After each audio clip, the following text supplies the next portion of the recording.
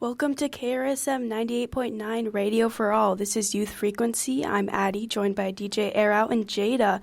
And today we will be interviewing content creator and tour guide John O'Sullivan, creator of OneMinuteTours. Welcome, John. Hey, thank you so much for having me. All right, let's just dive into the questions. One that I feel like would be a good starting point is, what was your journey like to becoming a tour guide? So I finished university at a really unfortunate time in 2008. The entire economy had collapsed and nobody could get jobs, especially people who had just gotten out of college. And so I had just finished with university. I couldn't get a job, and so I decided to go overseas for 1 year. This gap year thing was starting to take hold, and people were talking about that. And so I went overseas to Ireland, and then while I was there, I ended up staying not for 1 year, but for 12 years because I met two women who changed my life. One is my wife and the mother of my children. We live together in South Minneapolis now. And the other was a tour guide who told me about this job you could have. So I applied, I got it. I suddenly was on a bus giving tours around 30 countries in Europe, and I never wanted to do anything else after that. That's amazing. As well as being a tour guide, you also do content creation. What is your day-to-day like? So that kind of is a result of the pandemic. So I started as a tour guide. I was on buses all throughout Europe giving these tours, and my wife is Australian, and so she wanted to go back to Australia. I followed her down there, and I started my own tour company after that was finished. The tour company was going well, and then the pandemic began, and I couldn't give tours anymore. This was, 2020, and TikTok was, really starting to take hold at this point. They had their 1 minute limit, and I had gotten used to giving 3-hour walking tours. And so the thing that I realized is, well, maybe I could just do 180 TikTok videos with the 3-hour walking tour that I have, and then I have like a half a year of content. And so I started doing that, and it really blew up. I became this novelty in Australia because I was the American telling Australians about their history, and that I got covered on national media, and it was this unexpected thing. So when we did move back home, moved back to Minnesota where I grew up 2 years ago, things really just continued. I kept doing the content creation, and it blew up even more than I realized, because I realized there is a lack of people being enthusiastic about the place that raises us, Minnesota. Yeah. And so I focused in on that Minnesota content, and that really struck a nerve. And so it's now grown to be the largest social video channel in Minnesota about Minnesota. It gets about 1 million views a week, and all with me being in places talking about Minnesota things. Yeah, seriously, I've seen your Instagram. It's awesome, seriously. Thank you. It's crazy. Yeah. Also, what's one of the most surprising things about being a content creator that you never really expected? Oh, I feel like I'm way out of the demographic, right? Especially for people who don't keep up to data on social media. They think TikTok is, for young people only, and I'm not a young person. I'm going to be 40 this year. And so that's one element of it. But I think the other is just the power of these algorithms that are on Instagram and TikTok and YouTube.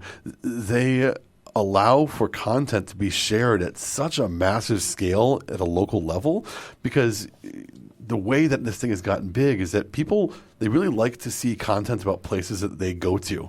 And so all the videos I ever do, it's a selfie style. I'm talking directly to the camera, and I'm on a location. I'm not doing it in my bedroom. I am out in the world. And so even if you're not interested in what I have to say, then maybe you want to know why I'm at US Bank Stadium, for example. Yeah. And that seems to have worked really well. Yeah. You said you've seen some of my content online. Is there a reason why you watched it? Because, it's much easier to scroll past it. Well, I saw some of it on TikTok, and then some of my friends would like your videos on Instagram, and I was like, it just felt so much more personal being especially a place like Minnesota that isn't covered as often as other places. Mm-hmm. It just was hey, I live there, that's so awesome, somebody's covering it, and it's popular too, and other people get to know about this. What is that? I'm trying to figure that out myself. It's why is it that we in Minnesota, it's such a novel thing that we feel proud to talk about the place that we live in, but then we don't really do it?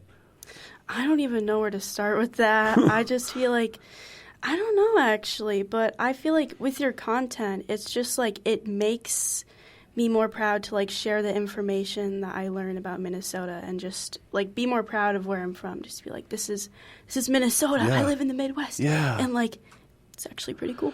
I mean, I can't ignore the timing, right? I moved back here in 2022, and like this city is recovering from the pandemic. It's recovering from the murder of George Floyd and everything that followed after that.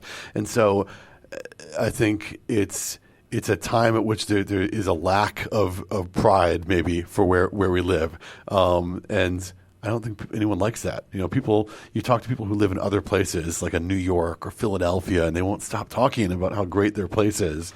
And I think maybe we could use a bit of that after a rough few years. Exactly, yeah. And I actually have a question about that. In some of your videos, you don't shy away from the more complicated history of a space, like at George Floyd Square or at St. John's University. Why do you think it's important to showcase the complexity?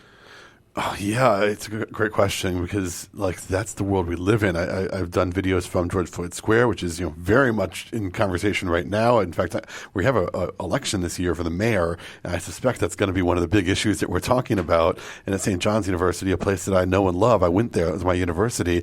They have a big problem in their history with how they dealt with the Catholic sex abuse crisis that went on over there. To me, I love talking about these things because I think that we as Minnesotans feel uncomfortable with uncomfortable things, but that doesn't mean we don't want to talk about them. We really badly do, and what we lack is the permission structure to be able to talk about it in a safe and non-judgmental way. I think that's the other aspect of talking about controversial things is that there's not a lack online of hot takes. Right? Everyone's got their spin on whether it's, the newest movie or what someone wore to some event or what happened locally in our community. But what there is a lack of is, I think, compassion and understanding and listening to people who have other opinions and thoughts about things. We don't live in a world where that is it's the world that we live in is not one that welcomes differences of opinions in the same way that it used to. Yeah. And so I love being unafraid of that because of my time as a tour guide. I used to be on walking tours with 40 people, and I would have to talk when I was in London about really controversial things like all the stolen things from India that are at the Victoria and Albert Museum, or I'd have to be in Australia talking about the stolen generation, this terrible period of Australia's history, because it would be a disservice to these places to not talk about these things. Yeah. But my favorite part was I would end those talks and I'd say, what do you guys think? And I do that here. I talk about George Floyd and I talk about the civil unrest that followed.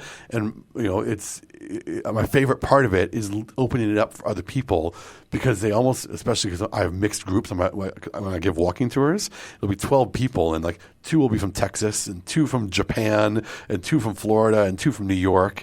And then you can just see them all look at each other like, uh-oh. But I think that there's a way that we can talk about these things, and I like being able to broach that. Yeah, just being able to have that space to open that conversation in the first place. Mm-hmm. It's really important.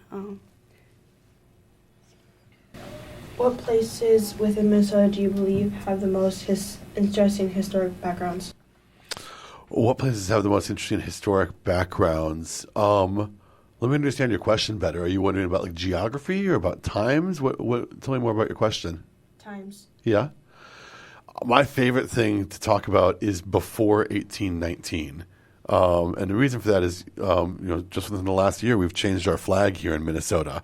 The flag used to have 3 dates on it, the earliest of which represented when Fort Snelling was constructed here in Minnesota. And it imagined a world in which that was the beginning of Minnesota's history, and it most certainly was not.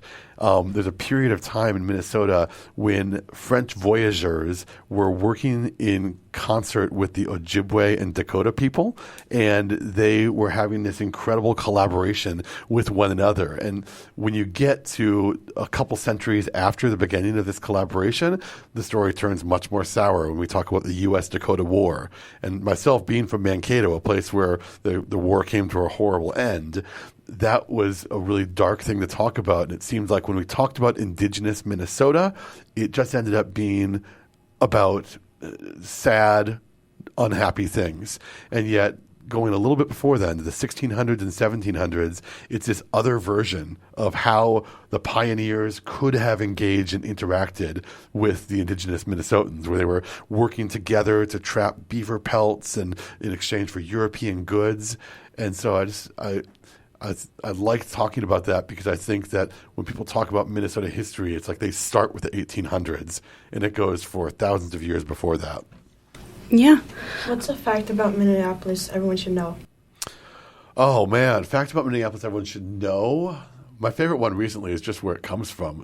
We have this great portmanteau. You guys know what a portmanteau is? Nope. It's a $10 vocab word. Portmanteau is like a combination, two words smashed together. And so Minneapolis Minne is a Dakota word for water, and polis is the Greek word for city. And so it's like a Native American word with like a Western European word. We're the water city, Minneapolis. Yes.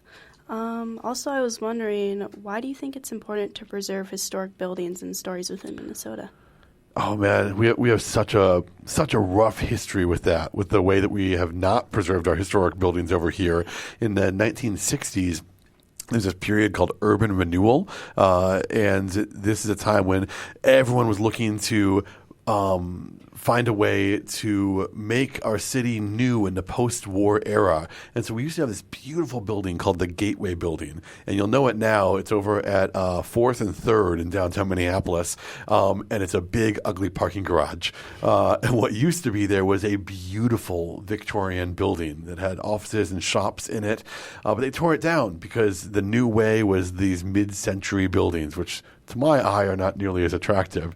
And so nowadays, the best place to walk around in the city center of Minneapolis is like the North Loop, because those were the industrial buildings that didn't get torn down. And so they look really, really beautiful. Even Park Avenue, just near where we're broadcasting from now, has some incredible mansions in there. Those buildings tell us the history of our city, and they tell us the history of our architecture and the things that we valued. The buildings that we spend the most time on represent the buildings that we value the most. Even if you go inside Minneapolis City Hall, it is it's like a cathedral in there. They have a marble statue of the Father of Waters and Carrara marble from Italy going all over it. I can't imagine a city hall being built like that today in 2025, because today our cathedrals look more like, just down the road from there, the big football stadium. That's what we put our money into, and it's a reflection of what we value. Yeah, I feel like within Minneapolis specifically, like there's just such a variety of buildings, especially like I live in an apartment in the area that I kind of live by, like Whittier, just like knowing the variety of like apartments from either like the 2000s or recent, or just like I feel like now especially, and within other places as well, just everything becoming more modern. It just feels like kind of a breath of fresh air to see all these like different buildings from different times, and it just feels like more personal or even more comfortable. Yeah, the buildings that we occupy and that we go to, they represent a moment in time. So a lot of people will poo-poo the like Cedar Riverside towers over there, right? Which when they were built were incredible monuments to like this utopian vision of mixed-use housing, of having subsidized housing right next to some of the most expensive apartments in town. Nowadays, you look at them and they look like you could not be more 1970s. Like there are all these ugly, like faded pastels and all that. But that represents what people were thinking about and valuing in the 1970s. And when we lose those, we lose some of the history. Bohemian Flats is now just a park. It's a park right along the river, right across from like Fairview Hospital. And that used to be this shanty town of a lot of Polish immigrants who built shacks up there because they couldn't afford to live in more permanent structures. And there are amazing pictures of this whole neighborhood there, but it all got taken down. And so in doing so, you lose a bit of your shared knowledge of the city. Yeah. Congrats on raising $60,000 for your new documentary series. Thank you. Appreciate it. What were you hoping to cover in the series, and where and when can people watch it? Yeah, so I've been making videos on social media for long enough now that the interest is really to do something beyond that, to make a TV show, really. I mean, there's a lot of great educational content out there. You know, I grew up on like Anthony Bourdain, who's the big guy who's all on the Travel Channel and CNN and stuff. And gosh, I would like to be able to do that. And for a long time, I was waiting for someone to come and give me permission to do it. I was waiting for like WCCO to call up or to get a call from Netflix. We want you to come on the show. And the thing is, that's just not how the world works, right? You can't wait for someone to give you the invitation. And so I had this big audience. I had all these people watching my videos. So I went on to Kickstarter and I started this crowdfunding campaign. And I said, look, I don't want to do this and not be able to finish it because $60,000 is a lot of money, right? But I talked to a production company and I found out how much it was going to cost to really make a TV show, and that was the answer. And so the scary thing about it was that $60,000. If I made $59,999, I would not get any of the money. That's the way Kickstarter works. It's like you have to make your goal or everyone gets their money back. And so we went on this campaign for 5 weeks. We actually got 1,000 backers, and now on the 29th of May, we will be premiering our first episode at the Riverview Theaters here in town. So super excited about that. We just wrapped production on the first episode in which we connect the Beatles to the Mall of America. Because the concept of the show is going to be called Hidden Middle, and it's the question on the show is, what are the unexpected connections that bring our world together? You would never think the Beatles have a connection to the Mall of America, but they absolutely do. And the teaser is that they played a concert in the Twin Cities, and when they did, it happened to be in a spot at the Mall of America. And so the episode is that we journey to find the exact spot where it was, because when they played, the Mall of America wasn't there. It was a very different building. That's so interesting. Yeah, for sure. And also, as a historian, are you worried about federal funding cuts? I'm worried about it as an American. You asked about it as a historian. I guess I would object to the premise that I'm a historian. I don't think I am. A historian is somebody who has learned how to do academic research and knows a lot about a very specific area, and they go review primary documents. So, for example, if I was a historian we just talked about the Mall of America, I might have an encyclopedic knowledge of all the architectural papers and blueprints of the Mall of America. I might have a knowledge of all the city documents between Bloomington and the state of Minnesota that went into the investment of the mall. I might know about the Austrian architect who designed the Mall of America. Now, I do know all this stuff right now because I'm making a show about it, but I've spent maybe 3 weeks on it. A historian, to me, is someone who spends their whole life focusing on one very specific area. I think of myself much more as a storyteller. I'm someone who can take a complex subject and boil it down to 1 minute, and that's the skill set that I have. But man, I need historians to be able to do what I do. I need journalists to be able to do what I do.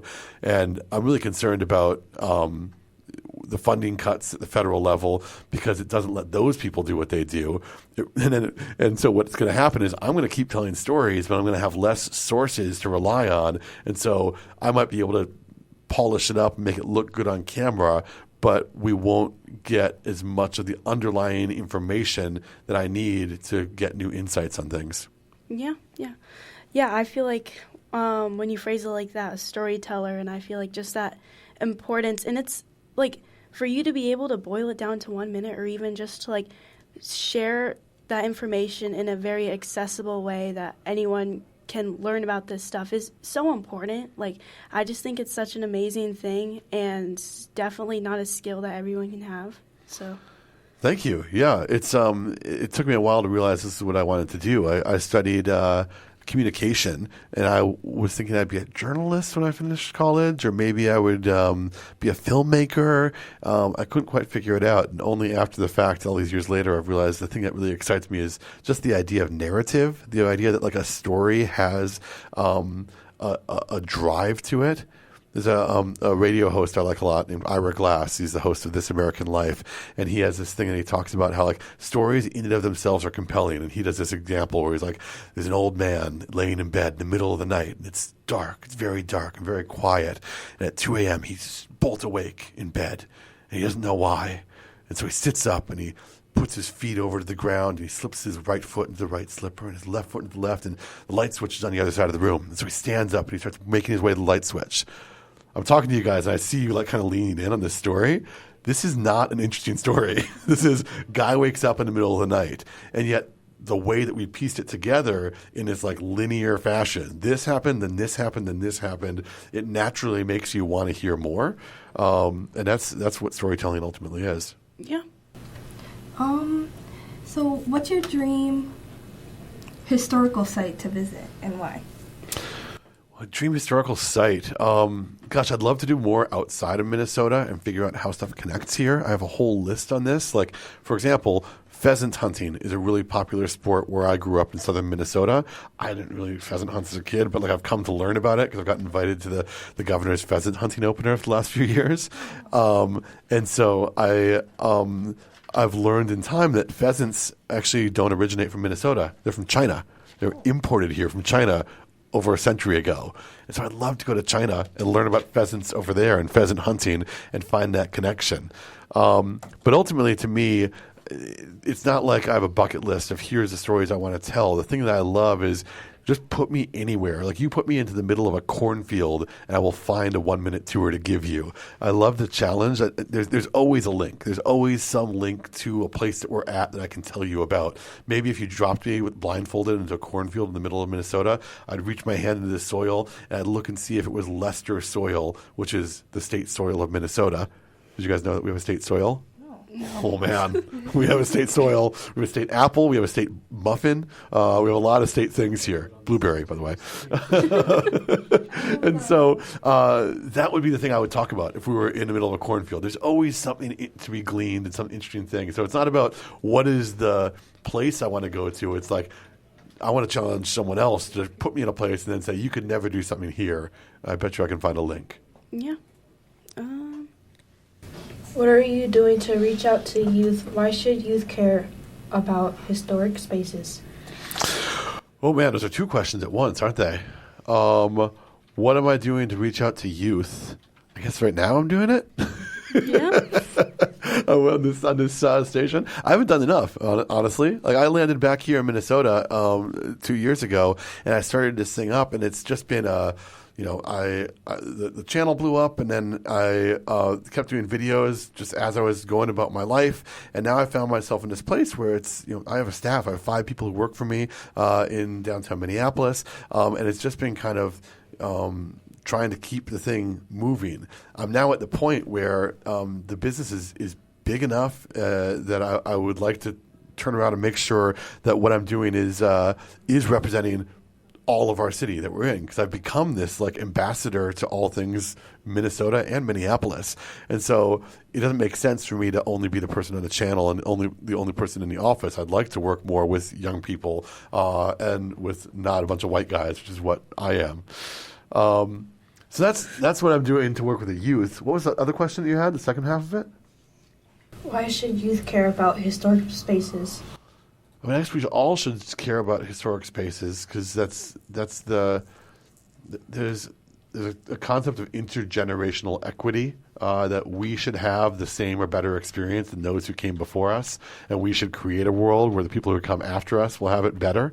And so the place that we live right now is a result of generations who have done a lot of work to get it to where it is right now. And so having some awareness of like how we got to this city, like that is a way of respecting all the work that's been done until now. Yeah. Let's see what else we got here. What's your experience with social media like? With like 2025, 2024, like current age social media? Yeah, I've come at this late. I started posting these videos in like 5 years ago. So I've been like a influencer for 5 year. I hate that term so much. I appreciate that you guys called me a content creator at the start of this. That's at least a little bit more bearable. But it can be rough being like having a video with a lot of views. People are very free to share their opinions and not always about the content that you're sharing. Like I want to acknowledge that like as a man, my content that I put on the internet gets like the smallest fraction of negative opinion for a lot of other people on the internet, and yet still I'll get people who will just ruthlessly insult the way I look or the way I talk on there, and I'm a 40-year-old man, and I'm just barely able to handle it. Like I had a video that kind of got people really riled up, and they didn't like what I was saying. And my wife walked in one day. I was like on the couch, lying sideways, like scrolling through all the comments and all the negative comments. And she's like, "You got to stop looking at this." I'm like, "I can't. There are people who are wrong on the internet, and they need to know." And I learned a difficult lesson in this moment that like there is no convincing someone that you disagree with on the internet that they are wrong on the internet. That's not how like coming to an understanding works. Social media is a place to go argue about things, not a place to find common ground, at least in the comment section. And that's where I find a lot of hope in that when I make a video that gets a lot of views, I care so much more about that than a video that gets a lot of comments, because there's a lot more people who don't comment. Some of the videos that I've posted that have gotten the most comments have been some of the ones that I've been most nervous about posting because they expose myself or my opinion or thought about something or other. But I think there's really something important about that, and I definitely can feel it from my audience when they have when I see that view count go higher and higher, and it's tied to something that I was nervous about doing. It makes me want to do more of that.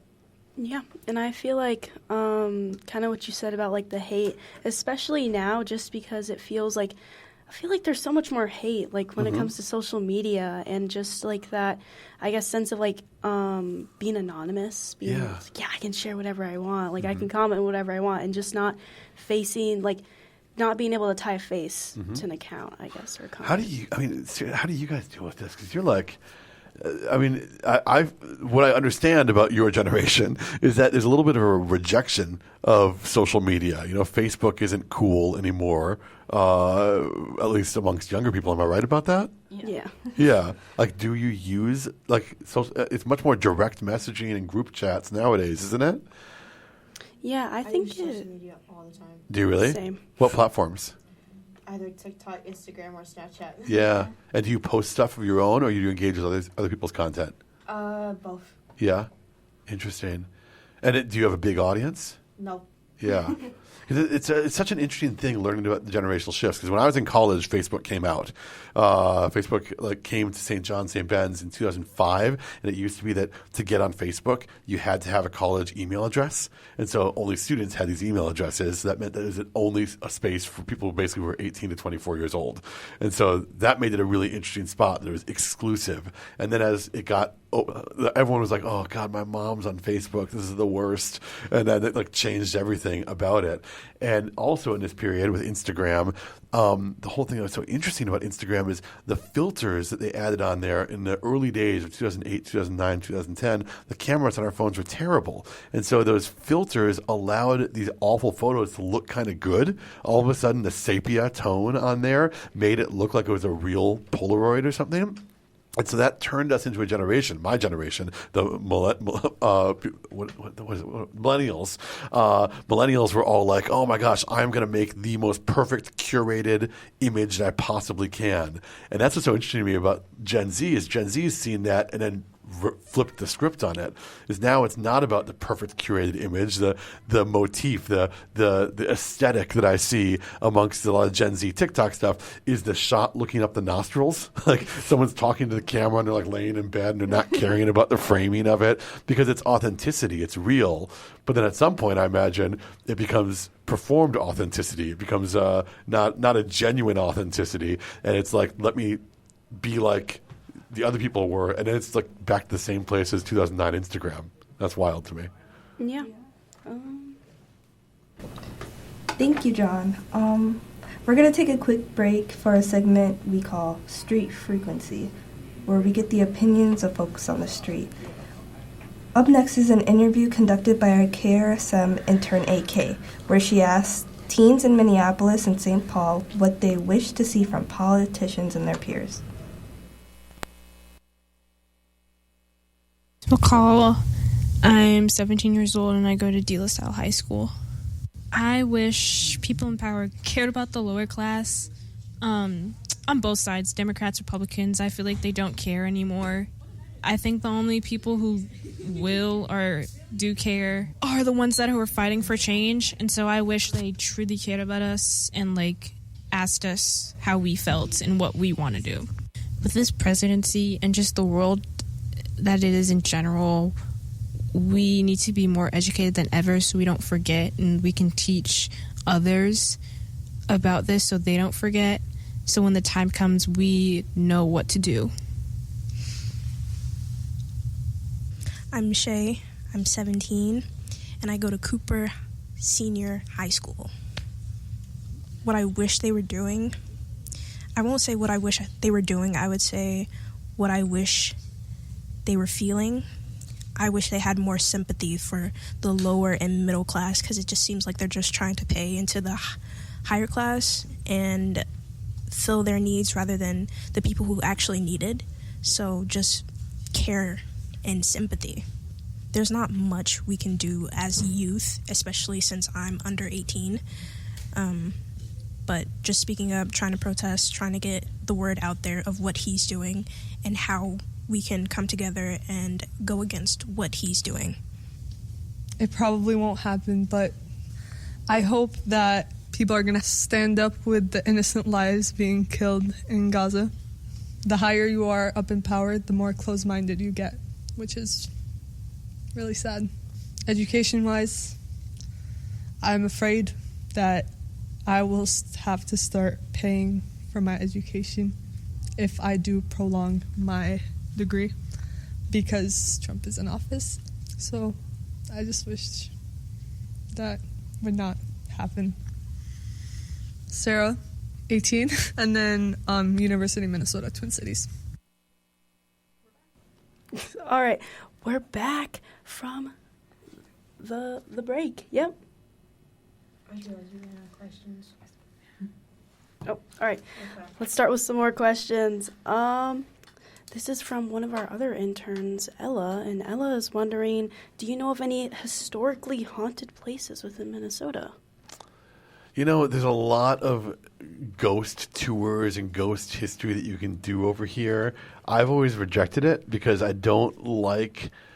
I used to give ghost tours. I used to be in London. I gave a Jack the Ripper tour over there. And in Melbourne, I used to give a tour that was haunted Melbourne. Part of the deal with that seemed to be that, like, I had to, as a guide, pretend. I had to start up and say, "Do you feel the spirits that are around us right now?" Ooh. And it's just like, it felt like a game. It felt like the people who were booking my tour, they were coming along because they wanted me to play the game of, like, the mystical, spiritual, all that stuff. And I've always struggled as a person with someone telling me how to be or what to do. I really reject it. Like, if you guys, before we started this interview right now, were like, "Hey, we're going to ask you about this thing. Will you say this?" I would have really had trouble with it. I would have bristled at it. And that's why I can't give you a good answer with, like, the haunted places in Minnesota, because the thing that makes me, if I am good at these videos that I do on 1 Minute Tours, the thing that makes me good at it is that I'm genuinely excited and enthusiastic about the places that I am. And the thing that bothers me about haunted things is that there's a lot of real history out there that is deeply uncomfortable or creepy or upsetting or all that stuff. And so I don't feel the need to go lean on the crutch of, oh, someone once said they felt the spirit when they were here. You know what I mean? Like, we have caves all throughout the Twin Cities. We're one of the best cave cities in the world right here. And so people go into caves, and caves are creepy, right? We can talk about caves. Let's talk about caves, right? But, like, I'm not going to then say, and then when you go there, you feel the spirits inside, you know?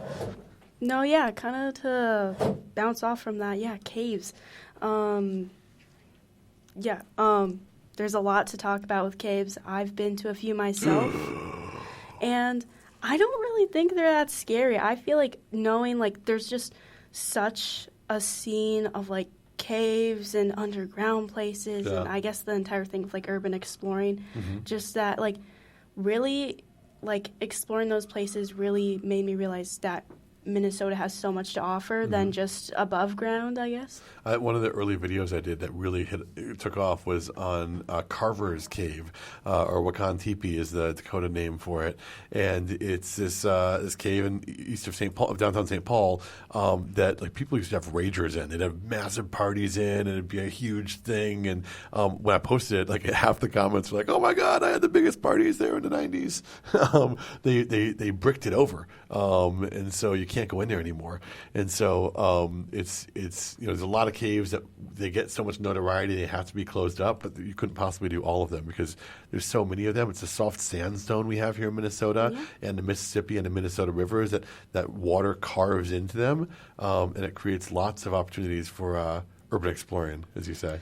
Yes. I'm trying to think of any other caves. There's this one, Chutes, if you know of that one. That is more like that used to be used for tour guides, actually. Yeah.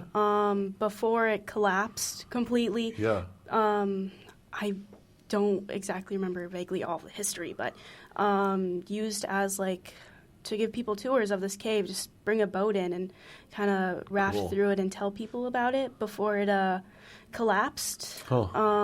People still go there sometimes, but it's a crawl. There was one little gap I could see when I went to this cave, and I could see there's a crawl space where I could have gotten on my hands and knees, and I could have like shimmied in if I wanted to. And I started to do it. I was ready to go in there and do a video on it. And clearly they didn't want us in. The city didn't want me to go in there because they'd bricked it over and all that. But I'm like, to hell with it. Let's get in there.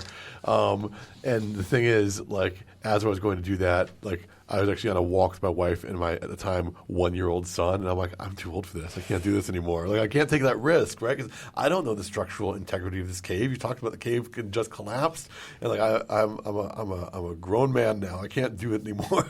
So that's a sad realization for me to make. But yeah.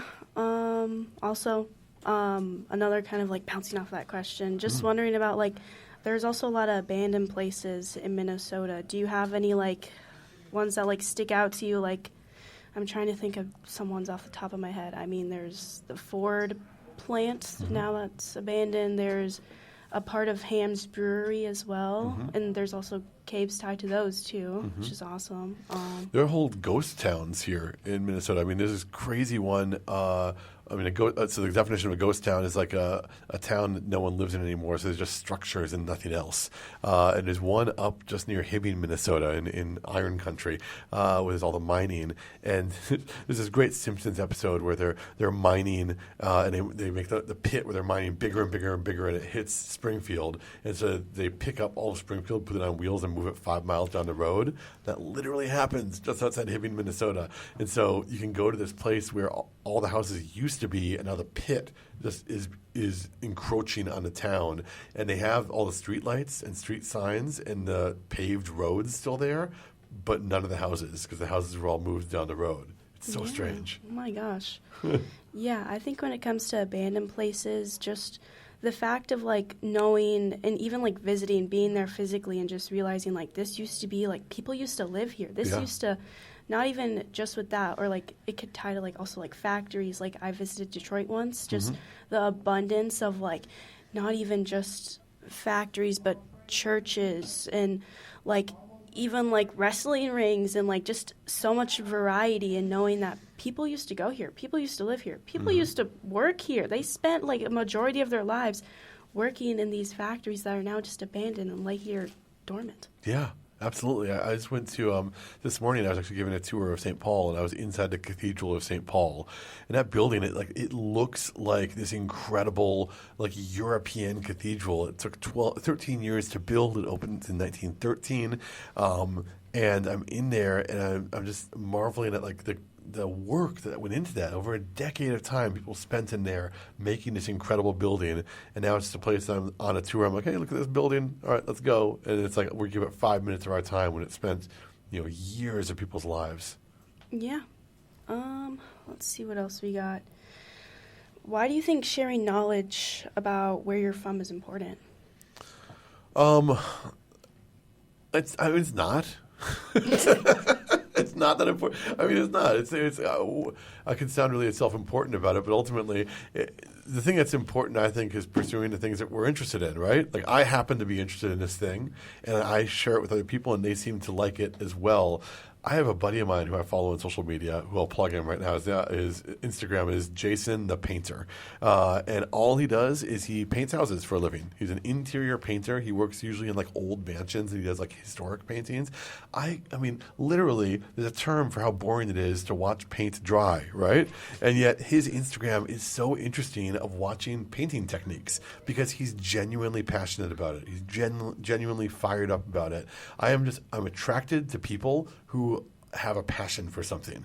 And when they show that sincere love or appreciation for something, it doesn't matter how boring it sounds at the outset. Like, I think that's what people like about the channel. Is like, I really get into super geeky things. Oh my God, can I try one on you? I have a 1 minute tour that I cannot figure out how to make interesting. All right, let's hear it. The Khan rule. Let me see if I can get you guys interested in this, okay? So Phyllis Khan, she's a legislator. I'm already losing you, I can see. She's a legislator in 2010. And she looks at Minneapolis and St. Paul, and she says, this doesn't make sense the way that city councils are elected. Because in this country, we have a census every 10 years. And a census measures how populations have moved. And if there's a bunch of people who moved from this ward to this ward, well, then they need to have a different apportionment of their ward so that they are equally represented, right? We should roughly have the same number of people represented by each city councilor. That's the idea of it. The issue is that the years that city council are elected is it was 2021, 2025, 2029. It allowed for a situation where there was going to be a election for city council in 2021, but they wouldn't have finished changing the wards from 2020. And so as a result, these people would be elected into wards that would very quickly change. And they would be representing a ward that no longer existed or had changed borders. So Phyllis Khan says, we need to change the rule. In the year after a census, you need to be able to have an election as soon after wards are reapportioned as possible. And so there was an election in 2021 for city council and for Minneapolis mayor at the same time. And then this rule said that there also needs to be one in 2023. And so that's what happened. Job done, 2023. All the city councilors are elected. Now, the mayor is not a part of this because the mayor isn't an award. He's all of Minneapolis. And so what it did is it knocked off the election cycles. So it's a 4-year term. The mayor was reelected in 2021, and now he's up for reelection this year in 2025. There will be mayoral elections now in 2029, in 2033, in 2037, and so on.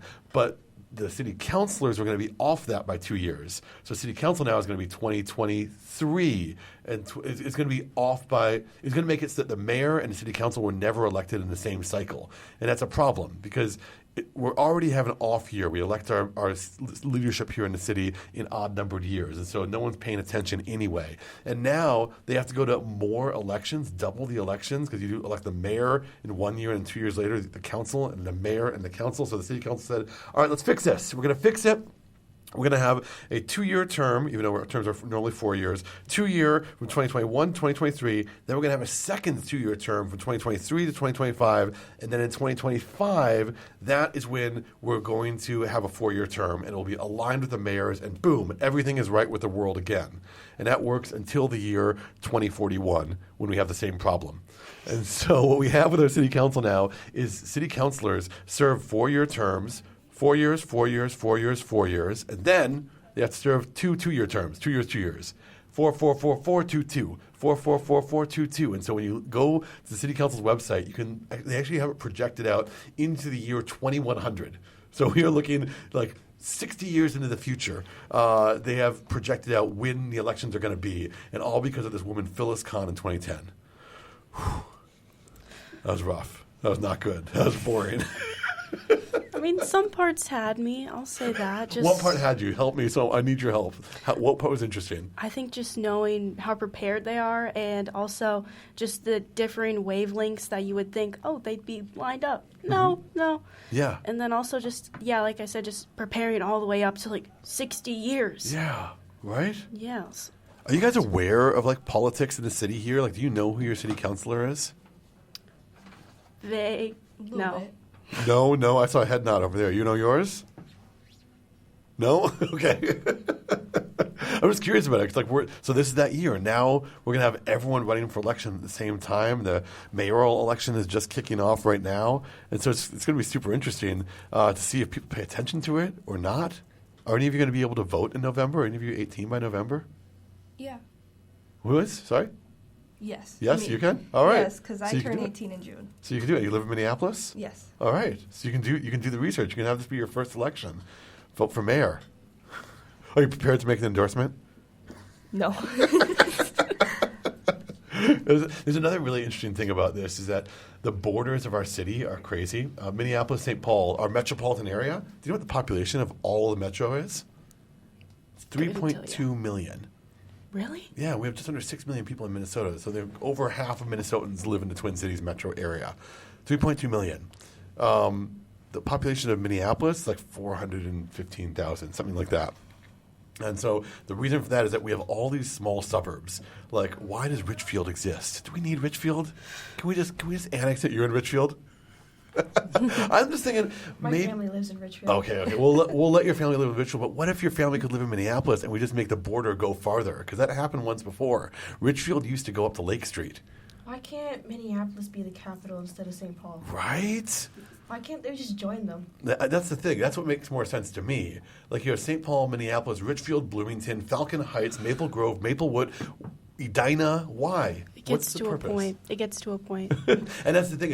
It makes us all feel separated from it. And for people who own property in town, so I own a house, and I have to pay a tax every year on property taxes. And because of what's happened in downtown with COVID, all these buildings are empty. And so it used to be that these buildings used to be filled with offices, and then the offices would pay the property tax, and that's where most of the money came from our city. And that's changed now because all the companies have left the offices. And so now the burden of taxes goes to the individual homeowners. And so what would happen in a healthier city, I think, of 3.2 million people is that everyone shares the load with that.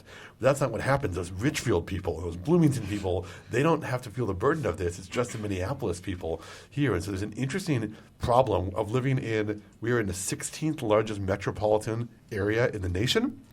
But Minneapolis is I think it's the 56th largest in population because we've carved out our borders so much around here.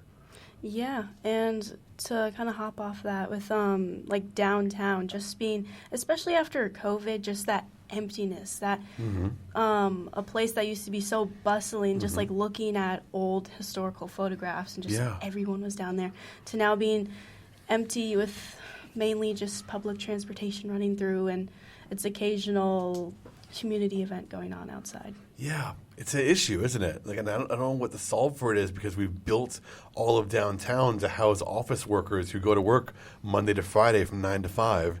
And there's so many people working from home. But at the same time, we talked about budget cuts before. The other big cultural shift happening is a lot of workplaces are saying, no, you got to come back to the office now. So is this just a bad period, or will people come back or not? I don't know.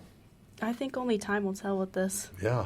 Living in downtown Minneapolis sounds fun because at night you'd see all like the crazy lights and stuff. But then again, you would want to live out in the country and see all the stars. Yeah, for sure. Would you rather see colorful lights or colorful stars? Well, the other thing about downtown's not just one area, right? You have downtown, but then you have North Loop. And North Loop is kind of part of downtown, but it's a separate section of it. And when you go over there, it has this really cool, vibrant scene. Like you go there and it's cool shops and restaurants and it just feels alive when you go there. And downtown doesn't have that because there aren't as many people living down there, and so there aren't as many amenities down there. There's not as many things to do. Downtown can be activated when there's like a Timberwolves game on or Lynx game on. That is really exciting and all that. But for most of the time, it doesn't have that same electricity because it doesn't feel like a neighborhood. It doesn't have that community spirit. I'm really interested to find out what happens with Downtown East. There's this big project called the Downtown East Improvement Project that Minneapolis did, where they realized that all of the east side of downtown around what was then the Metrodome, is now US Bank Stadium, was parking lots. Like 1 in 3 plots in downtown were surface parking lots. And so that didn't create a sense of community. And they've changed it now, so now there's a bunch of apartments there. And so a lot of people have moved in there in the last just 2 or 3 years. Like literally, it's just finished. And so now there's like a Trader Joe's over there for grocery shopping, and there's a few restaurants and things, but it doesn't have the same warm community feel of a place like where we are right now. Like the neighborhood here in South Minneapolis feels like a place that's been lived in for many generations. It's going to take a long time to do that with downtown. The East Phillips community is like so big and like it's so vibrant and so many people out here helping. It's all around fun in the East Phillips community. I know there's like a whole bunch of communities on the outside of East Phillips area, but honestly my favorite is probably East Phillips. Well, part of that's got to be the fact that, like, you've got multiple generations who live in East Phillips, right? You have people who grew up there their whole lives, their parents grew up there, and that creates, like, a sense. I was in North last summer, I think it was, at a community garden out there for an event, and as we were there, this old-timer walked by with all these young kids, and they were all cleaning up the neighborhood, and one of the city councilors had like a speech he was giving, and he interrupts his speech. He goes, "Hey, coach, come here!" And he was like this well-loved football coach in the community, and he made his kids who played football go clean up on the weekends. And it was like everyone knew who he was, they knew what he was doing. He was like, no, I don't need to talk. And it was like this just understanding of like we live in the same neighborhood and we're in the same small community. And something I like about what you guys are doing here at KRSM is like this is a community and it's something that we have to live with one another. We have to engage. We have to go walk out, see each other when we pass each other in the street. And it's one of the things that we lose about social media. And what I'm doing on social video is I'm trying to reintroduce that local connection in areas. But it kind of has the weight pulls us in the opposite direction where, sure, it's great that you can find your sub-community everywhere, but you lose that fact like we're all in the same neighborhood, right? Yeah, and I feel like now especially and just after COVID, just like that sense of community, that like personal sense of like I'm in this community, I'm here. Like I feel like, yeah, and also with, I guess, with the different areas of like Minnesota and like how it's all kind of separated, not just in Minneapolis. Like Richfield, like a lot of these areas, yeah, I agree, like they would be better if they were just together. Because when I think of Richfield, I just think of Target. Like some areas are just more, like Minneapolis, just have so much more accessibility in the sense like the Greenway or like you can take public transportation. Like there's so many opportunities to go to all these different places. And also like, for example, at the Greenway, just taking an area that used to be used for like railroads and turn that into a place where people can like safely bike and walk, and apartments are right along it, and so are like places to eat and even a bike shop. So I think it's really awesome. Accidentally walking 5 hours down the Greenway because I went to Lake Harriet and we decided to walk all the way back home. It's a long way. It's a really long way. Isn't it crazy? Like, it feels like you're in a warp tunnel in there, doesn't it? Like you're below the ground level when you're down there on the Greenway, and you look up and like the whole city's happening above you. But like when you're on a bike there, it's like whew, you just are.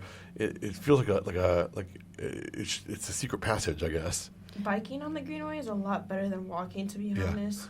I mean, if you're going a short distance, walking's okay, but like biking, oh man.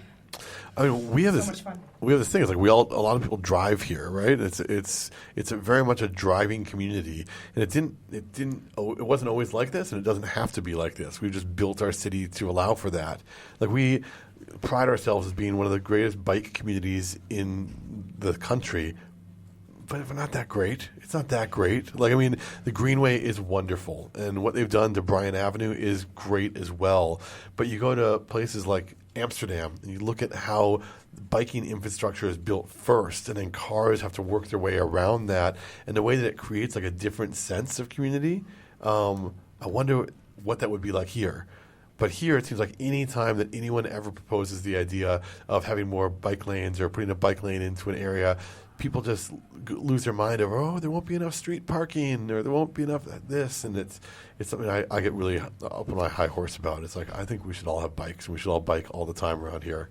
I agree, totally.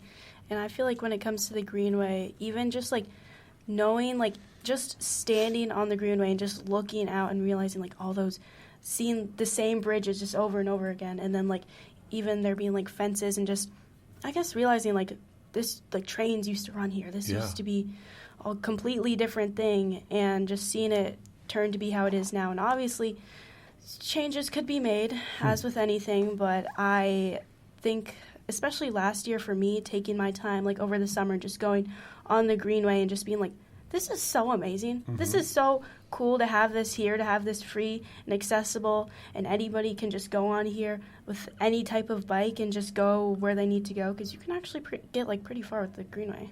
Something that they got in the news recently was there's this idea that they're currently planning how to change I-94. So I-94 famously, connects Minneapolis and St. Paul, tore through the Rondo neighborhood to be built, but now they're having to reimagine it. And one of the proposals that they just dismissed, MnDOT just dismissed this, was the idea of getting rid of it altogether. Can you imagine? Don't have 94 anymore, and it would be replaced by just like a regular city street. And it's like it upset people so deeply that I think we need to take a step back and think about why it upset us so much. Because people said, I couldn't get to where I need to be if I didn't have I-94, but let's just step back from that. In what ways would your life change if it took you an hour and 15 minutes to get to downtown St. Paul? Maybe people who work in downtown St. Paul wouldn't live in Minneapolis. Maybe people would live closer to where they work. Maybe people would take the bus more, and that bus would have an expressway when they went through. Maybe bicycling would come in more. So often when we talk about like how our city is designed, we talk about it from the perspective that like the world we live in now is how it will always be, but the world we live in now is built up in response to cars. We used to have the greatest streetcar network in America here. You used to be able to take a streetcar from Wisconsin to Lake Minnetonka. True story. And we got rid of them in 1953 because the automobile had come to take its place. And so I love thinking about this. I love the idea. Like, let's get rid of 94. What's going to happen next? And other cities live like this. Like people get this feeling when they live in Minneapolis that like this must be the way it has to be. But you go to a place like Munich, or you go to a place like Melbourne, Australia, and the way their highways work is it's a big circle. You get to the ring road, their version of 494, and the highways just stop. There's just no way to get into the city center from a highway, and you just have to deal with regular old streets. And that informs the way that you travel. It informs the frequency of travel you do. It informs how much political power goes behind the idea of public transportation and trains and buses and all the rest. But it has to start from a place of thinking more broadly than, oh, but I work over here and I live over here right now, and so I don't want to have that. You have to think from an intergenerational perspective on this stuff. Yeah, and also I feel like the sense of like inconveniency to, I feel like it's been coming back with like, for example, like physical media and like listening to like having like a record or cassettes or CDs. Yeah, I've heard the word friction used to describe it as well, like inserting friction into a frictionless environment. Like CD mixtapes. I grew up with mixtapes, right? You'd literally be on the radio, you'd hear a song, you'd push the record and the play button at the same time to get it to go on the cassette tape, and you'd hand it off to a friend. Like, that was awesome. And yeah, Spotify is great now because you can hear every song ever, but I've never, I want that mixtape from that one friend that I know has great taste in music to discover something new. And instead now the algorithm feeds me the things that I want, which is the same 10 things I've listened to the last 10 times I've listened. And so I like this idea of physical media and friction. Yeah, I feel like just because everything feels so tangible, but it gets to a point where I feel like just tired of it. I'm like yes, yeah. I know I can open this on my phone and look through this and get recommended the same 10 things, but maybe I just want it to be like more inconvenient, to have that sense of like take my time with it, more personal with it. How do you guys find music? Like how do you listen to or learn about new music? TikToks. TikTok? Yeah. TikTok's like my number one app. Oh, yeah. Do you have a CD? I burn CDs, and then I also collect random CDs. Yeah. Like I got like a stack of CDs from Goodwill. Yeah. And half of them were already burned. I was so mad. But half of them were already burned, and then half were empty. Yeah. So, yeah, I just like getting random CDs and listening to them. That's awesome. Yeah. It's really good, and I like using Shazam to find the songs. That's awesome. Okay, we are reaching the end of our interview for today. John, I just want to thank you for being here today, and where can people follow you to stay updated? Well, first of all, you guys are awesome. Thank you so much for having me on. This is so much fun. I love talking to you. So I'd love to come back anytime you want me. You can find me at 1 Minute Tours on all platforms. It's 1 Minute Tours, all spelled out, or 1minutetours.com. All right. Well, once more, thank you for joining us today, and that'll be KRSM 9.9 Youth Frequency every Wednesday at 5 to 6 p.m.